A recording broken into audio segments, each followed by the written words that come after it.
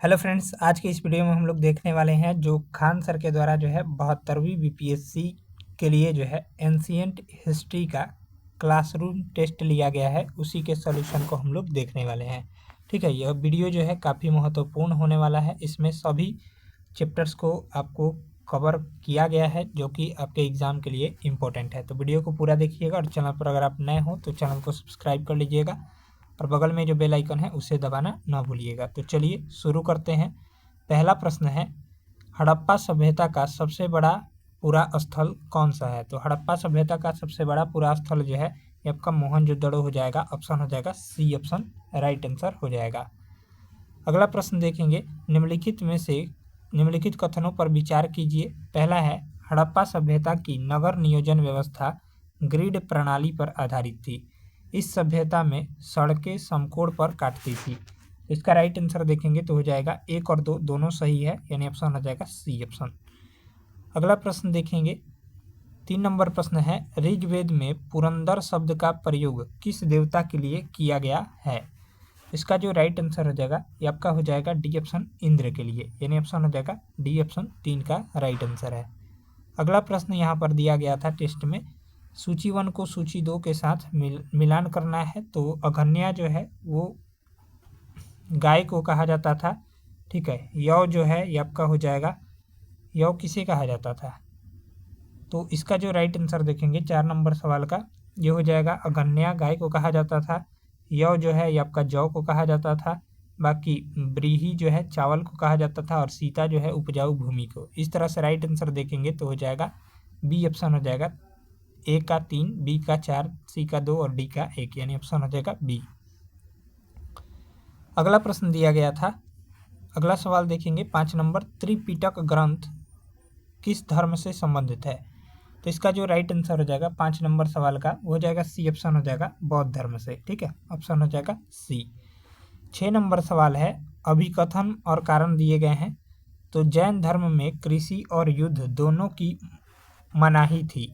इसका कारण दिया गया है, कृषि और युद्ध में जीव हिंसा होती है जो जैन धर्म के अहिंसा सिद्धांत के विरुद्ध है। इसका राइट आंसर देखेंगे तो हो जाएगा 6 नंबर सवाल का ए और आर दोनों सही है और आर ए का सही स्पष्टीकरण करता है, इन ऑप्शन हो जाएगा ए। अगला प्रश्न है, महात्मा बुद्ध ने अपना पहला उपदेश धर्म चक्र परिवर्तन जिसको बोलते हैं कहाँ दिया था? इसका राइट आंसर देखेंगे तो हो जाएगा 7 नंबर सवाल का सारनाथ में दिए थे, यानी ऑप्शन हो जाएगा डी ऑप्शन। नेक्स्ट प्रश्न है 8 नंबर सवाल, किस शासक ने सबसे पहले पाटलिपुत्र को मगध की राजधानी के रूप में चुना था? इसका राइट आंसर देखेंगे तो हो जाएगा सी ऑप्शन उदयन ने। ठीक है, ऑप्शन हो जाएगा सी। नेक्स्ट प्रश्न है, निम्नलिखित में से कौन हर्यक वंश का शासक नहीं था? इसका राइट आंसर हो जाएगा ये आपका हो जाएगा डी ऑप्शन हो जाएगा शिशुनाग, यानी ऑप्शन हो जाएगा डी। बाकी बिंबिसार, अजातशत्रु और उदयन जो है तीनों हर्यक वंश के शासक थे। शिशुनाग जो था वो नहीं था, ऑप्शन हो जाएगा डी। नेक्स्ट है, सिकंदर के आक्रमण के समय मगध पर किस वंश का शासन था? इसका राइट आंसर देखेंगे तो 10 नंबर सवाल का हो जाएगा सी ऑप्शन नंद वंश का। ठीक है, याद रखिएगा, ऑप्शन हो जाएगा सी। चलिए अगला प्रश्न है, सूची 1 को सूची 2 से मिलान करना है 11 नंबर सवाल में। तो 11 नंबर प्रश्न देखते हैं, आइए। डेरियस प्रथम शासक या आक्रमणकारी और वंश या संबंध दिए गए हैं।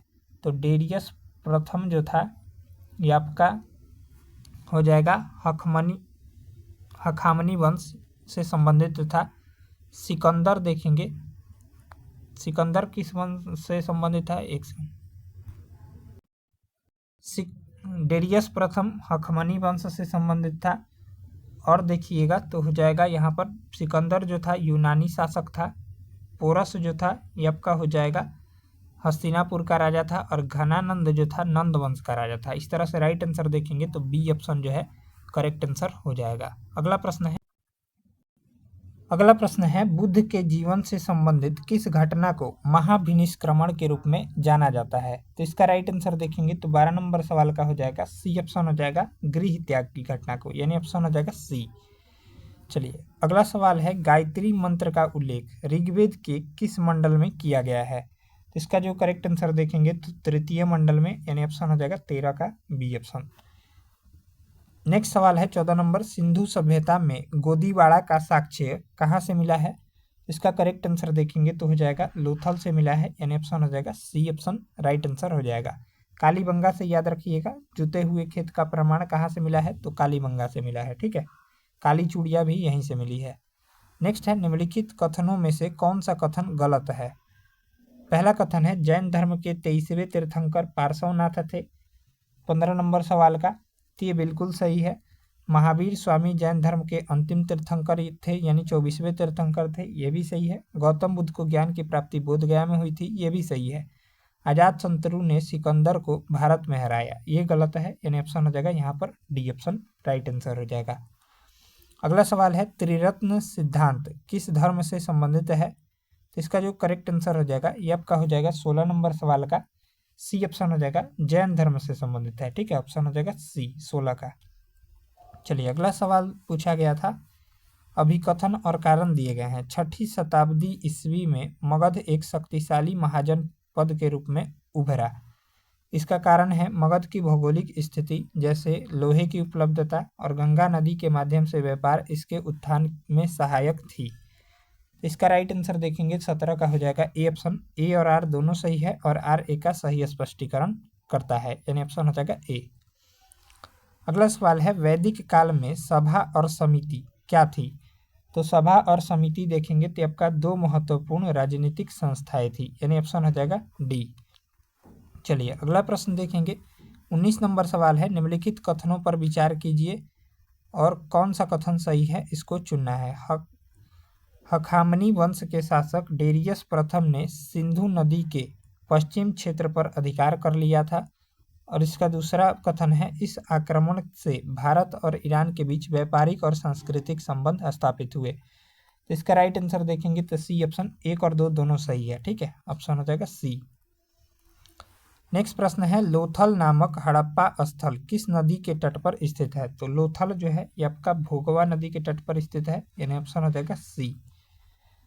चलिए नेक्स्ट है 21 नंबर सवाल है, निम्नलिखित कथनों पर विचार कीजिए। पहला है, बौद्ध धर्म में संघ में महिलाओं को प्रवेश की अनुमति सबसे पहले बुद्ध की विमाता महाप्रजापति गौतमी के कहने पर मिली थी और बौद्ध धर्म के अनुसार किसी भी व्यक्ति को उसके जन्म के आधार पर नहीं बल्कि उसके कर्मों के आधार पर श्रेष्ठ माना जाता है। उपरोक्त में से कौन सा कथन सही है? तो आपका राइट आंसर देखेंगे तो सी ऑप्शन हो जाएगा, 1 और 2 दोनों सही है। चलिए अगला प्रश्न देखेंगे। अगला प्रश्न है, सूची 1 को सूची 2 से मिलान करना है। जैन तीर्थंकर और यहाँ पर प्रतीक चिन्ह दिए गए हैं। तो ऋषभ देव का क्या हो जाएगा? ऋषभ देव का चिन्ह था वृषण यानी बैल। पार्श्वनाथ का चिन्ह देखेंगे तो आपका हो जाएगा सर्प था। महावीर स्वामी का देखिएगा तो सिंह था और अरिष्टनेमी का शंख था। इस तरह से राइट आंसर हो जाएगा ए का 2, बी का 3, सी का 1 और डी का 4, बी ऑप्शन।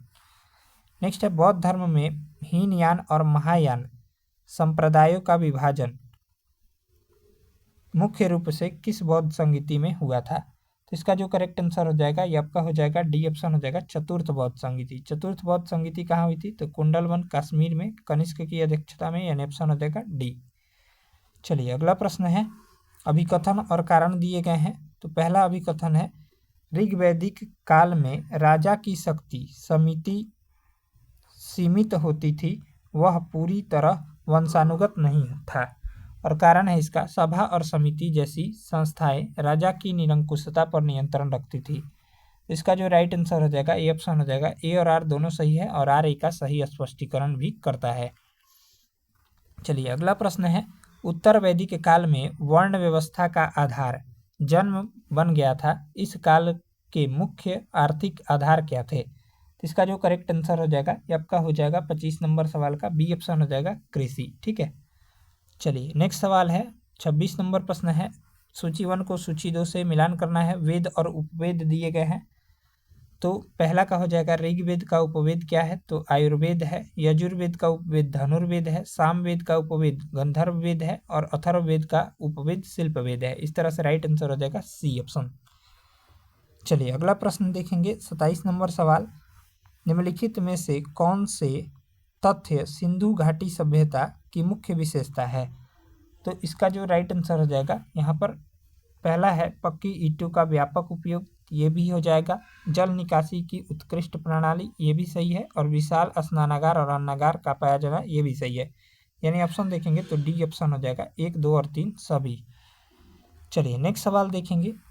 अगला प्रश्न है, सिंधु सभ्यता के किस स्थल से जुते हुए खेत के साक्ष्य मिले हैं? तो अभी हमने बताया था ऊपर में, कालीबंगा से मिला है। ठीक है, ऑप्शन हो जाएगा सी ऑप्शन 28 का राइट आंसर है। अभिकथन और कारण दिए गए हैं। सिंधु घाटी सभ्यता एक नगरीय सभ्यता थी। इसका कारण है, इस सभ्यता का पतन अचानक और पूरी तरह से विदेशी आक्रमण यानी आर्यों के कारण हुआ था। तो इनमें से कौन सा कथन सही है? तो 29 का राइट आंसर देखेंगे तो हो जाएगा सी ऑप्शन हो जाएगा। ए सही है किंतु आर गलत है, यानी ए कथन सही है, ये कथन गलत है, इसका कारण गलत दिया गया है। नेक्स्ट है, किस यूनानी इतिहासकार ने सिकंदर और राजा पोरस के बीच हुए युद्ध को हाइड स्पेस का युद्ध नाम दिया था? तो इसका राइट आंसर देखेंगे तो एरियन ने। ठीक है, ऑप्शन हो जाएगा सी। नेक्स्ट है 31 नंबर, शिशुनाग वंश के किस शासक के समय द्वितीय बौद्ध संगीति का आयोजन वैशाली में किया गया था? तो इसका जो राइट आंसर हो जाएगा 31 का बी ऑप्शन हो जाएगा, कालाशोक, यानी कालाशोक के शासनकाल में, यानी ऑप्शन हो जाएगा बी ऑप्शन काकवर्ण, इसका राइट आंसर हो जाएगा बी। नेक्स्ट है, महापद्म नंद को भारतीय इतिहास में किस कारण जाना जाता है? इसका जो राइट आंसर हो जाएगा 32 का सी ऑप्शन हो जाएगा, एक राट की उपाधि धारण करने और विशाल साम्राज्य स्थापित करने के लिए जाना जाता है, ऑप्शन हो जाएगा सी। चलिए नेक्स्ट प्रश्न दिया गया है, अभिकथन और कारण दिए गए हैं। मगध का पहला महत्वपूर्ण शासक बिंबिसार था, जिसने वैवाहिक संबंधों और विजय दोनों से अपने साम्राज्य का विस्तार किया। इसका कारण है, बिंबिसार बौद्ध धर्म का अनुयायी था, इसलिए उसने कभी युद्ध नहीं किया। तो इसका जो राइट आंसर हो जाएगा ए ऑप्शन हो जाएगा, ए सही है किंतु आर गलत है, ये गलत है, ये वाला सही है। चलिए अगला सवाल देखेंगे 34 नंबर। 34 नंबर सवाल है, किस स्थान से बुद्ध की मृत्यु महापरिनिर्वाण जिसको बोलते हैं के बाद उनके अवशेषों पर निर्मित 8 स्तूपों में से एक स्तूप का साक्ष्य मिला है? तो इसका राइट आंसर देखेंगे तो हो जाएगा 34 का सी ऑप्शन, वैशाली से। ठीक है, अगला सवाल देखेंगे 35 नंबर प्रश्न है। यहाँ पर ऋग्वैदिक काल के संदर्भ में निम्नलिखित कथनों पर विचार कीजिए और कौन सा कथन सही है चुनना है। पहला कथन है, इस काल में परिवार पितृसत्तात्मक था और महिलाओं को सभा और विदव में भाग लेने की अनुमति थी। तो इसका राइट आंसर देखेंगे तो 35 नंबर सवाल का हो जाएगा यहाँ पर सी ऑप्शन हो जाएगा।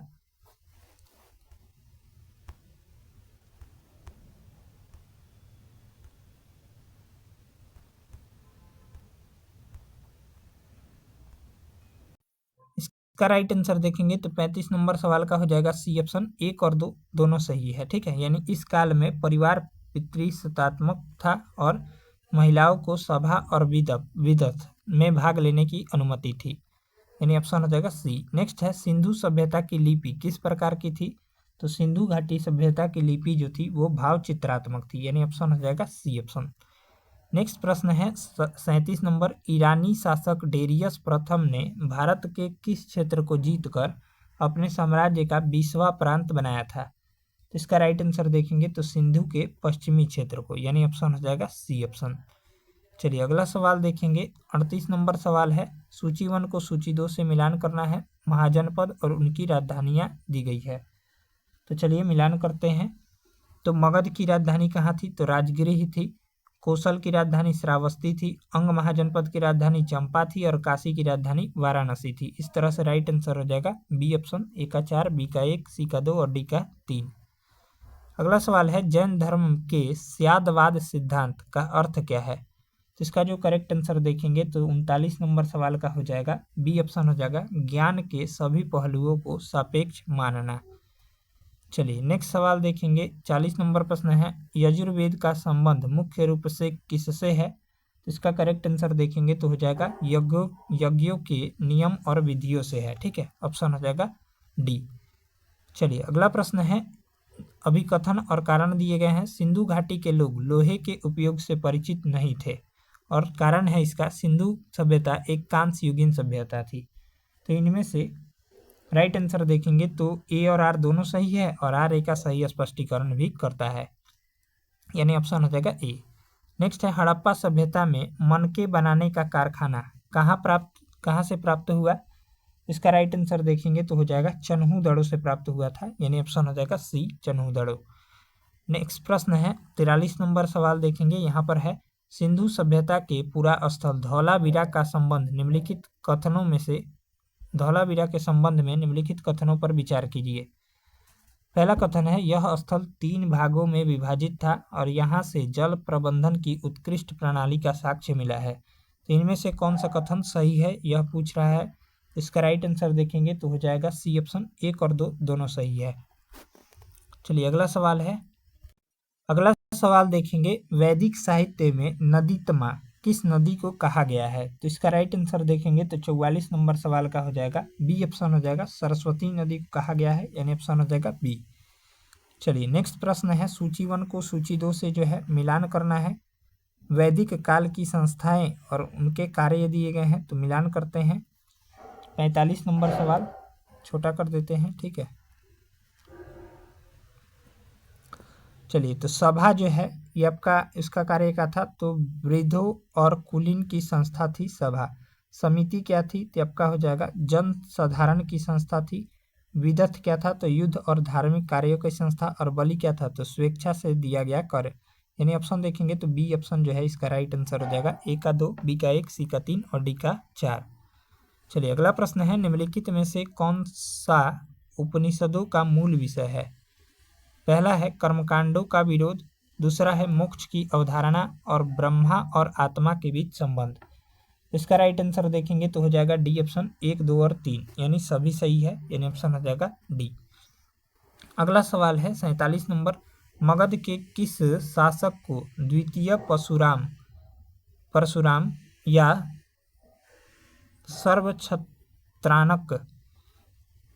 सर्वछत्रांतक कहा जाता था। तो इसका राइट आंसर देखेंगे तो हो जाएगा 47 नंबर सवाल का डी ऑप्शन हो जाएगा महापद्म नंद को।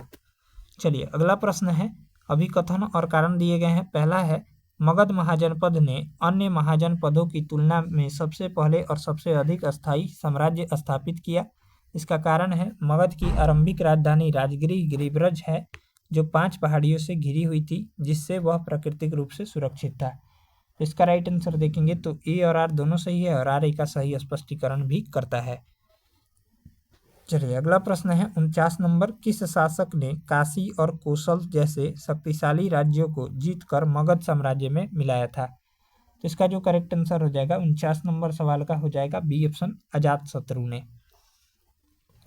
अगला सवाल है 50 नंबर, तृतीय बौद्ध संगीति का आयोजन किस शासक के संरक्षण में हुआ था। तो इसका जो राइट आंसर हो जाएगा बी ऑप्शन हो जाएगा, अशोक के संरक्षण में, यानी ऑप्शन हो जाएगा बी। चलिए अगला सवाल है जैन धर्म के 5 महाव्रतों में से कौन सा महाव्रत महावीर स्वामी ने जोड़ा था। तो इसका राइट आंसर देखेंगे तो 51 का हो जाएगा, डी ऑप्शन हो जाएगा ब्रह्मचर्य। चलिए अगला सवाल है 52 नंबर प्रश्न है। 52 नंबर सवाल देखेंगे सूची 1 को सूची 2 से मिलान करना है। बौद्ध संगीति और अध्यक्ष दिए गए हैं, तो आइए मिलान करते हैं 52 नंबर प्रश्न। तो प्रथम बौद्ध संगीति जो है महाकश्यप की अध्यक्षता में हुई थी। द्वितीय बौद्ध संगीति सबकामी की अध्यक्षता में। तृतीय बौद्ध संगीति मोगलीपुत्तिस की अध्यक्षता में और चौथी बौद्ध संगीति वसुमित्र की अध्यक्षता में। यानी ऑप्शन देखेंगे तो बी ऑप्शन हो जाएगा, ए का 3, बी का 1, सी का 4 और डी का 2। नेक्स्ट है सिकंदर के आक्रमण के समय गंधार का शासक कौन था जिसने उसका सामना किए बिना ही आत्मसमर्पण कर दिया था। इसका जो करेक्ट आंसर हो जाएगा बी ऑप्शन हो जाएगा, आम्भी था। ठीक है, अगला सवाल है सिकंदर के भारत आक्रमण के समय आक्रमण के मुख्य परिणाम क्या थे। पहला है भारत और यूनान के बीच प्रत्यक्ष संपर्क स्थापित हुआ। तो आपका हो जाएगा, देखिए हाँ तो बिल्कुल सही है ये बात।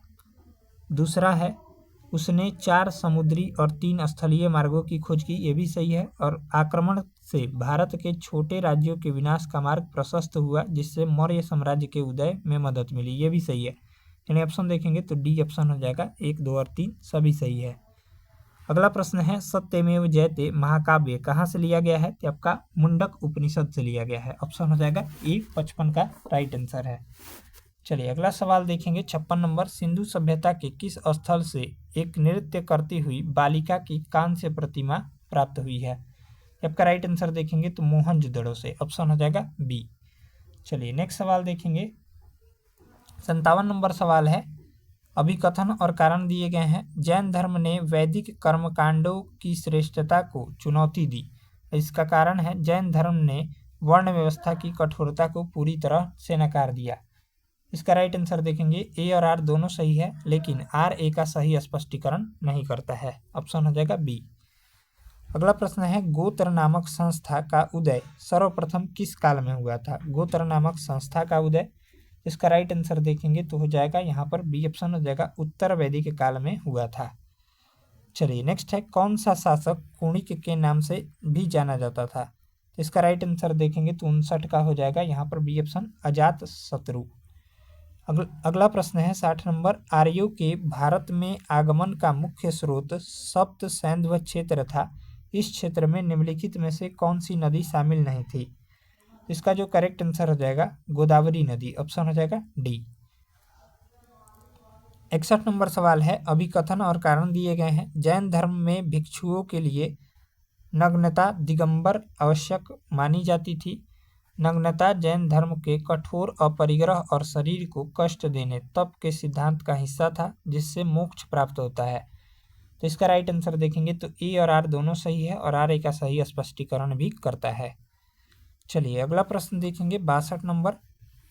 62 नंबर सवाल है, निम्नलिखित में से कौन सा बौद्ध धर्म के अष्टांगिक मार्ग में शामिल नहीं है। इसका राइट आंसर देखेंगे तो हो जाएगा डी ऑप्शन, सम्यक आस्था। बाकी सम्यक दृष्टि, सम्यक संकल्प और सम्यक आजीव ये सभी शामिल है, सम्यक आस्था शामिल नहीं है। अगला सवाल है 63 नंबर, प्रारंभिक जैन साहित्य किस भाषा में लिखा गया था। तो प्रारंभिक जैन साहित्य जो है ये आपका अर्ध मगधी भाषा में लिखा गया था। ऑप्शन हो जाएगा सी। अगला सवाल है 64 नंबर, सिकंदर के भारत से लौटने के बाद उसके किस सेनापति को चंद्रगुप्त मौर्य ने सिंधु नदी के पश्चिम क्षेत्र से खदेड़ दिया था। इसका राइट आंसर देखेंगे तो 64 का हो जाएगा बी ऑप्शन हो जाएगा, सेल्यूकस निकेटर को। ठीक है, ऑप्शन हो जाएगा बी ऑप्शन जो है सेल्यूकस निकेटर, राइट आंसर हो जाएगा बी। चलिए अगला प्रश्न है 65 नंबर, निम्नलिखित कथनों पर विचार कीजिए। पहला है बिंबिसार युद्ध का समकालीन था और उसने मगध में राजगृह गिरिब्रज नामक शहर की स्थापना की थी। बिंबिसार के पुत्र अजातशत्रु ने अपने पिता की हत्या करके गद्दी संभाली थी और प्रथम बौद्ध संगीति का आयोजन करवाया। उपयुक्त में से कौन सा कथन सही है। तो इसका राइट आंसर देखेंगे तो हो जाएगा ए और बी, यानी एक और दो दोनों सही है। ठीक है, ऑप्शन हो जाएगा सी। अगला प्रश्न है 66 नंबर सवाल, मगध साम्राज्य के राजवंशों को उनके कालक्रम के अनुसार व्यवस्थित कीजिए। 66 नंबर सवाल है, तो पहला है यहाँ पर देखेंगे तो हर्यक वंश का कालक्रम क्या था। तो आपका 544 ईसा पूर्व से 412 ईसा पूर्व। शिशुनाग वंश का 412 ईसा पूर्व से 344 ईसा पूर्व। नंद वंश का 344 से आपका हो जाएगा 322 ईसा पूर्व। मौर्य वंश का 322 से 185 ईसा पूर्व। इस तरह से राइट आंसर हो जाएगा सी। नेक्स्ट प्रश्न है 67 नंबर, सिंधु सभ्यता के किस स्थल से घोड़े के अवशेष प्राप्त हुए हैं। तो इसका जो राइट आंसर हो जाएगा 67 का सी ऑप्शन हो जाएगा, सुरकोटदा से प्राप्त हुआ है, यानी ऑप्शन हो जाएगा सी। अगला प्रश्न देखेंगे 68 नंबर प्रश्न है, सिंधु सभ्यता के संदर्भ में निम्नलिखित कथनों पर विचार कीजिए। पहला है सिंधु सभ्यता के लोग मातृ देवी की पूजा करते थे। ये बिल्कुल सही है। उनका प्रमुख व्यवसाय कृषि था। 68 नंबर सवाल है, तो ये आपका हो जाएगा कथनों पर विचार कीजिए कौन सा कथन गलत है। तो ये भी सही है। ठीक है, और उन्हें लेखन कला का ज्ञान नहीं था। तो आपका राइट आंसर देखेंगे कौन सा कथन गलत है। तो 68 नंबर सवाल का हो जाएगा सी ऑप्शन, केवल तीसरा गलत है, यानी ऑप्शन हो जाएगा 3 जो है, केवल 3 राइट आंसर हो जाएगा सी। नेक्स्ट है, हड़प्पा वासियों के प्रमुख आयातित वस्तु क्या थी जिसका उपयोग आभूषण और मुद्राओं में होता था। तो इसका जो राइट आंसर हो जाएगा सोना हो जाएगा, ऑप्शन हो जाएगा सी सोना। अगला प्रश्न है, ऋग्वेद में वर्णित दशराग युद्ध किस नदी के तट पर लड़ा गया था? तो इसका करेक्ट आंसर देखेंगे तो हो जाएगा परुषणी यानी रावी नदी के तट पर। ऑप्शन हो जाएगा सी। नेक्स्ट प्रश्न है, उत्तर वैदिक काल में हुए प्रमुख परिवर्तनों के संदर्भ में निम्नलिखित कथनों पर विचार कीजिए और कौन सा कथन सही है इसको चुनना है। तो पहला कथन है, लोहे का व्यापक उपयोग शुरू हो गया था। तो इसका जो हो जाएगा ये आपका हो जाएगा 1 नंबर सही है।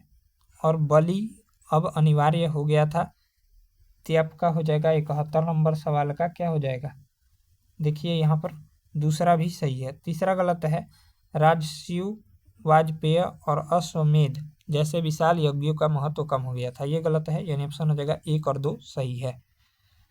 नेक्स्ट सवाल देखेंगे, 72 नंबर प्रश्न है, अभिकथन और कारण दिए गए हैं। ऋग्वैदिक काल में गाय को संपत्ति का प्रमुख आधार माना जाता था। उस समय भूमि व्यक्तित्व स्वामित्व में नहीं थी और युद्ध मुख्य रूप से गायों के लिए होते थे। इसका राइट आंसर देखेंगे तो हो जाएगा 72 का ए और आर दोनों सही है और आर ए का सही स्पष्टीकरण भी करता है। चलिए अगला प्रश्न देखेंगे, 73 नंबर, आर्यों के भारत में आने के उत्तरी ध्रुव सिद्धांत का प्रतिपादन जो है किसने किया था? इसका राइट आंसर देखेंगे तो 73 का हो जाएगा सी ऑप्शन हो जाएगा बाल गंगाधर तिलक ने। अगला प्रश्न है 74 नंबर, बौद्ध ग्रंथों में पेटिका शब्द का प्रयोग किसके लिए किया गया है? इसका राइट आंसर देखेंगे तो धार्मिक उपदेशों का संग्रह करने के लिए किया गया है। अगला सवाल है, सूची 1 को सूची 2 से मिलान करना है। प्राचीन नाम और आधुनिक नाम दिए गए हैं। तो परुषणी जो है ये रावी नदी का प्राचीन नाम है। वितस्ता आस्कनी जो है चिनाब नदी का नाम है, यानी परुषणी रावी नदी का बी का 1 हो जाएगा। तो इस तरह से राइट आंसर देखेंगे तो हो जाएगा 1 सेकेंड, हाँ कितना नंबर सवाल है, 75 नंबर प्रश्न का। इसका राइट आंसर देखेंगे तो हो जाएगा यहाँ पर ए डी नहीं होगा, ठीक है। वितस्ता जो है ये आपका झेलम नदी का प्राचीन नाम है। परुषणी रावी नदी का, विपाशा जो है ये आपका ब्यास नदी का और आस्कनी चिनाब नदी का। इस तरह से राइट आंसर देखेंगे तो हो जाएगा ए ऑप्शन, ए का 2, बी का 1, सी का 4 और डी का 3। नेक्स्ट प्रश्न है, जीवक नामक प्रसिद्ध चिकित्सक मगध के किस शासक के दरबार से संबंधित था? इंपॉर्टेंट प्रश्न है, तो इसका राइट आंसर देखेंगे तो हो जाएगा सी ऑप्शन हो जाएगा यहाँ पर बिंबिसार के दरबार से संबंधित था, यानी ऑप्शन हो जाएगा सी बिंबिसार। चलिए अगला प्रश्न देखेंगे, 77 नंबर, मगध के उत्थान में निम्नलिखित में से कौन सा कारक सहायक था? तो इसका जो राइट आंसर हो जाएगा, पहला है उपजाऊ गंगा मैदान, ये भी सही है। मगध की सेना में हाथियों का प्रयोग, ये भी सही है। और लोहे की खानों से निकटता, ये भी सही है, यानी ऑप्शन हो जाएगा 1, 2 और 3 सभी। चलिए अगला प्रश्न देखेंगे, 78 नंबर, सिंधु सभ्यता के किस स्थल को मृतकों का टीला कहा जाता है? आपका राइट आंसर देखेंगे तो मोहनजोदड़ो को कहा जाता है, ऑप्शन हो जाएगा बी। नेक्स्ट है, अभिकथन और कारण दिए गए हैं। जैन धर्म ने कर्म और पुनर्जन्म के सिद्धांत को स्वीकार किया और कारण है इसका, उन्होंने यह माना कि मोक्ष कर्म के चक्र से बाहर निकलने के लिए आवश्यक है। इसका राइट आंसर देखेंगे तो हो जाएगा ए ऑप्शन हो जाएगा, ए और आर दोनों सही है और आर ए का सही स्पष्टीकरण करता है। अगला प्रश्न देखेंगे, वैदिक काल में अग्नि देवता का क्या महत्व था? तो इसका जो राइट आंसर हो जाएगा 80 का सी ऑप्शन हो जाएगा, उन्हें मनुष्य और देवताओं के बीच मध्यस्थ माना जाता था, यानी ऑप्शन हो जाएगा सी। नेक्स्ट है, सिकंदर के आक्रमण के पश्चात मेगास्थनीज भारत आया था, वह किसका राजदूत था? तो इसका जो करेक्ट आंसर हो जाएगा सेल्यूकस निकेटर का राजदूत था, यानी ऑप्शन हो जाएगा बी। नेक्स्ट प्रश्न है, सिकंदर ने भारत में लगभग कितने महीनों तक अभियान चलाया था? इसका राइट आंसर देखेंगे तो हो जाएगा 19 महीनों तक, ऑप्शन हो जाएगा बी ऑप्शन। अगला सवाल है, 83 नंबर प्रश्न है, अभिकथन और कारण दिए गए हैं। नंदवंश घनानंद बहुत शक्तिशाली और धनी था, लेकिन वह जनता के बीच अलोकप्रिय था। कारण है उसने भारी मात्रा में कर लगाए थे और अपनी प्रजा के प्रति कठोर व्यवहार करता था। तो इसका राइट आंसर देखेंगे तो ए और आर दोनों सही है और आर ए का सही स्पष्टीकरण करता है, यानी ऑप्शन हो जाएगा ए। नेक्स्ट है, सिंधु सभ्यता में पशुपति शिव की मुहर पर कौन सा जानवर अंकित नहीं है? नहीं है पूछ रहा है, इसका राइट आंसर हो जाएगा सांड। चलिए अगला प्रश्न देखेंगे। 85 नंबर सवाल है, सिंधु सभ्यता के लोग अंतर्राष्ट्रीय व्यापार करते थे, इसका सबसे बड़ा साक्ष्य है। इसका राइट आंसर हो जाएगा ये ऑप्शन, मेसोपोटामिया में मेलुहा नामक नाम से सिंध क्षेत्र का उल्लेख, यानी ऑप्शन हो जाएगा ए। नेक्स्ट प्रश्न है 86 नंबर, किस बौद्ध साहित्य को बौद्ध धर्म का विश्वकोश माना जाता है? तो बौद्ध धर्म का विश्वकोश जो है ये आपका हो जाएगा अभिधम पिटक को माना जाता है, यानी ऑप्शन हो जाएगा सी। चलिए अगला सवाल देखेंगे। 87 नंबर, जैन धर्म की पहली और दूसरी जैन संगीति कहाँ आयोजित की गई थी? इसका करेक्ट आंसर हो जाएगा 87 का ए ऑप्शन हो जाएगा, पहली पाटलिपुत्र में और दूसरी वल्लभी में। ठीक है, ऑप्शन हो जाएगा ए। नेक्स्ट है, बौद्ध धर्म में त्रिरत्न में क्या शामिल है? तो इसका करेक्ट आंसर देखेंगे तो हो जाएगा सी ऑप्शन, बुद्ध धम्म और संघ शामिल है। चलिए अगला प्रश्न देखेंगे। 89 नंबर सवाल है, उत्तर वैदिक काल में शतपथ ब्राह्मण में किस नदी का उल्लेख मिलता है जो आर्यों के पूर्वी विस्तार को दर्शाता है? तो इसका राइट आंसर देखेंगे तो हो जाएगा 89 का यहाँ पर सी ऑप्शन हो जाएगा, सदा नीरा नदी का। ठीक है, चलिए अगला प्रश्न है, सूची 1 को सूची 2 से मिलान करना है। ऋग्वैदिक देवता और संबंध दिए गए हैं, तो आइए मिलान करते हैं। पूषण जो था ये आपका हो जाएगा पशुओं का देवता होता था, सोम जो था पौधों और पेय का देवता होता था, और उषा जो था भोर की देवी होती थी, और अरण्यनी जो है ये आपका वनस्पति की देवी। इस तरह से राइट आंसर हो जाएगा ए ऑप्शन, ए का 2, बी का 3, सी का 4 और डी का 1, ऑप्शन हो जाएगा ए।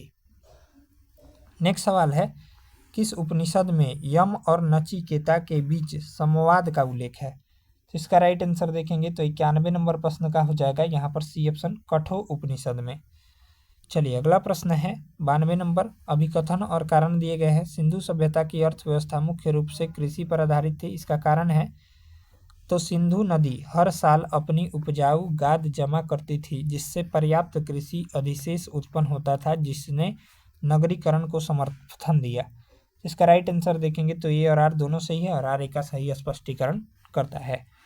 नेक्स्ट है 93 नंबर, महाजन पदों के उदय का प्रमुख कारण क्या था? तो इसका राइट आंसर देखेंगे तो 93 का हो जाएगा, लोहे के औजार का व्यापक उपयोग और कृषि में प्रगति, यानी ऑप्शन हो जाएगा बी। चलिए अगला प्रश्न देखेंगे। 94 नंबर, निम्नलिखित कथनों में से कौन सा कथन गलत है? पहला है, हर्यक वंश को पितृहंता वंश कहा जाता है, तो ये बिल्कुल सही है। शिशुनाग ने अवंती को मगध में मिलाया था, तो ये आपका ये भी सही है। और महापद नंद ने कलिंग विजय की थी, ये भी सही है। सिकंदर ने हाइडेस्पेज के युद्ध में घानानंद को हराया था, ये गलत है, यानी ऑप्शन हो जाएगा डी। नेक्स्ट है, प्राचीन भारत में श्रेणी किसे कहा जाता था? प्राचीन भारत में श्रेणी जो है ये आपका राइट आंसर देखेंगे तो हो जाएगा, व्यापारियों और शिल्पकारों का संगठन होता था। नेक्स्ट सवाल है 96 नंबर, किस महाजनपद की राजधानी मथुरा थी? तो मथुरा जी थी ये आपका हो जाएगा सूरसेन की राजधानी थी, यानी ऑप्शन हो जाएगा सी। चलिए अगला प्रश्न है 97 नंबर, सिंधु सभ्यता में स्नानागार का उपयोग संभवतः किस उद्देश्य के लिए होता था? तो इसका राइट आंसर हो जाएगा धार्मिक या अनुष्ठानिक स्नान के लिए। चलिए अगला प्रश्न है 98 नंबर, ऋग्वेद के किस मंडल में 4 वर्णों ब्राह्मण, क्षत्रिय, वैश्य और शूद्र का उल्लेख मिलता है?